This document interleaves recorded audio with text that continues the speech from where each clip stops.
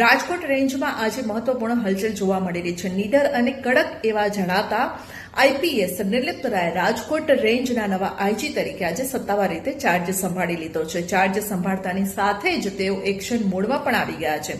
તેમની પહેલી મુલાકાત રાજકોટ જિલ્લાના ગોંડલ ખાતે રહેશે, જ્યાં પોલીસ તંત્ર સાથે બેઠક કરી અને કાયદો વ્યવસ્થા અંગે મહત્વપૂર્ણ સૂચના પણ તેઓ આપશે.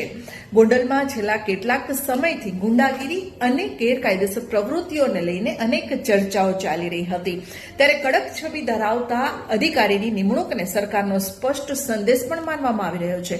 નવા આઈજી નિર્લિપ્ત રાય હવે રેન્જ હેઠળ આવતા તમામ જિલ્લા પોલીસ વડાઓ સાથે બેઠક કરશે અને ગોંડલ પોલીસ સ્ટેશનના અધિકારીઓ સાથે રોલકોલ અને મીટિંગ યોજશે. નવા આઈજીની આ શરૂઆત સાથે ગુંડાગીરી સામે કડક સંદેશ ગયો હોવાનું પણ માનવામાં આવી રહ્યું છે. આમ હવે કાળા કામો કરતા અને ગુંડાગીરી કરતાની ખેર નથી. વધુ આવા સમાચારો માટે જોતા રહો પ્રાઇમ ડેબ્યુ.